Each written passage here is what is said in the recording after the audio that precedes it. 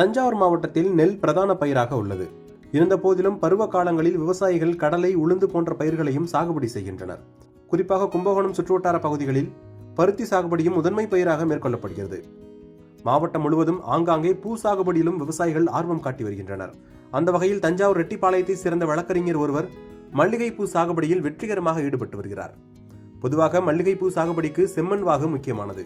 எனினும் களிமண் கலந்த வண்டல் மண் வாகு ஓரளவுக்கு உகந்ததாக கருதப்படுகிறது. இந்த மண்ணின் தன்மையை சரியாக கையாண்டு வழக்கறிஞர் சதீஷ்குமார் தனது சகோதரனுடன் இணைந்து சுமார் 2 ஏக்கர் நிலப்பரப்பில் மல்லிகைப்பூ சாகுபடியில் ஈடுபட்டு வருகிறார்.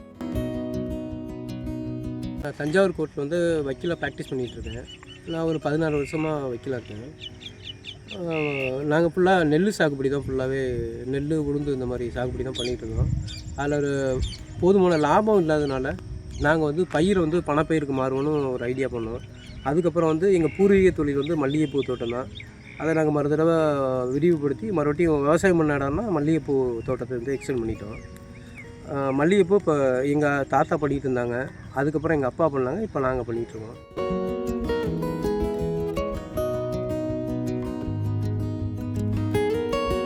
மாற்றுப்பயிர், பணப்பயிருக்கு நீங்கள் மல்லிகைப்பூ இந்த மாதிரி மற்ற விவசாயத்துக்கு வரும்போது லாபம் நீங்கள் அதிகபட்சம் சம்பாதிக்கலாம். மாதம் ஒரு 25,000 வரைக்கும் நீங்கள் சம்பாதிக்கிறதுக்கான வாய்ப்புகள் இருக்குது.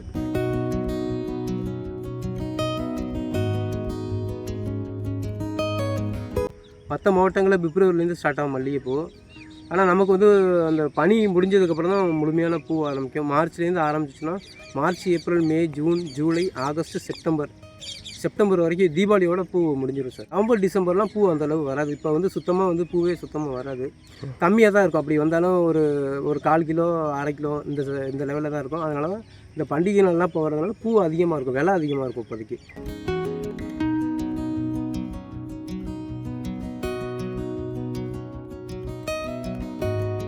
மல்லிகைப்பூ பதிவு வந்து ராமேஸ்வரம் தங்கச்சி மரத்துலேருந்து தான் வாங்கினது.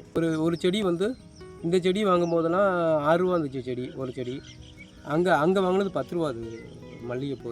அது கொஞ்சம் நாட்டு ரகத்தை சார்ந்த, நாட்டு மல்லின்னு சொல்லுவாங்க, அந்த ரகத்தை சார்ந்தது. இது வந்து ஒட்டு ரகத்தை சார்ந்தது மல்லிகைப்பூ. நட்டதுலேருந்து உங்களுக்கு வந்து பார்த்திங்கன்னா ஒரு மாதத்துல தான் துளிர் அடிக்கும். நம்ம தஞ்சாவூர் டிஸ்ட்ரிக்டை பொறுத்தவரையும் உங்களுக்கு விவசாயம் பண்ணுறதுக்கு மார்ச் மாதம் பயிர் பண்ணுறதுக்கு கரெக்டான நாள். விவசாயம்னா செடி நடுறதுக்கான கரெக்டான நாள் நம்ம பகுதியை பொறுத்தவரையும். இப்போ மற்ற மாவட்டம்லாம் என்ன பண்ணுவாங்கன்னா ஆடி மாதம் போடுவாங்க. ஆனால் நம்ம டிஸ்ட்ரிக்டில் ஆடி மாதத்தில் மல்லிகைப்பூ போடக்கூடாது. ஆரம்பத்தில் போடும்போது எப்படி இருந்தாலும் ஒரு 2 ரூபா கிட்ட செலவாயிருக்கும், 2 லட்ச ரூபா கிட்ட செலவாயிருக்கும் மொத்தமாக எல்லாம் செடி போட்டது. இப்போ வந்து நம்ம ஆவரேஜாக மாதம் வந்து ஒரு 25,000 வருமானம் வரும் நமக்கு. 10 நாள் பூ இருக்கும், 10 நாள் பூ இருக்காது, எல்லாமே போக, எல்லா செலவும் போக ஒரு 25,000.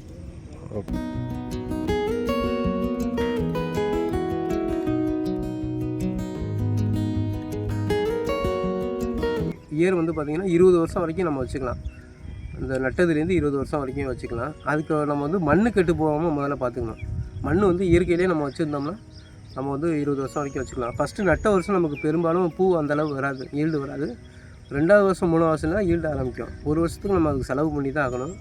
இந்த மல்லிகைப்பூ செடியை பொறுத்தவரையும் 4 அடிக்கு ஒரு பதியம் நட்டுருக்கோம். அந்த தோட்டத்தில் இருக்கிறது பார்த்திங்கன்னா உங்களுக்கு 5க்கு 5 நட்டுருக்கோம். இதில் வந்து நமக்கு வந்து ஒரு வருஷம் நீங்கள் நட்டுட்டீங்க அப்படின்னா அடுத்த வருஷம் தான் நாங்கள் பராமரிக்க ஆரம்பிப்போம். களை மட்டும்தான் வெட்டுவோம், வேறு எதுவும் பண்ணுறதில்ல. ஒரு வருஷம் ஃபஸ்ட் இயர் பார்த்திங்கன்னா முதல் வருடம் வந்து ஒரு 3 கிலோ வரைக்கும் பூ வரும் சார். செகண்ட் இயர் அப்படியே ஒரு 8 கிலோ 7 கிலோ வரைக்கும் வரும். அதிகபட்சம் நான் சொல்கிறது அதிகபட்சம். இப்போ மல்லிகைப்பூ பொறுத்தவரைக்கும் 8 நாள் தான் பூக்கும். மற்ற நாளாக பூக்கும் அதிகமாக இருக்காது. ஹையஸ்ட்டு பூ வந்து 8 நாள் இருக்கும். அந்த நேரத்தில் கல்யாண தேதிகள் நல்லது இருந்துச்சுன்னா நல்லாயிருக்கும் விலை, இல்லைன்னா விலை கம்மியாக போயிடும் உங்களுக்கு. அது மாதிரி மல்லிகைப்பூ பிரித்து விவசாயம் பண்ணுவோம். ஒரு தோட்டம், அந்த தோட்டத்தில் வந்து அதையே 2ஆக பிரித்து 15 நாளைக்கு அந்த சைடு ஒரு சைடு பூ வர மாதிரியும், 15 நாள் இந்த சைடு பூ வர மாதிரியும் ஐடியா பண்ணி செய்வோம்.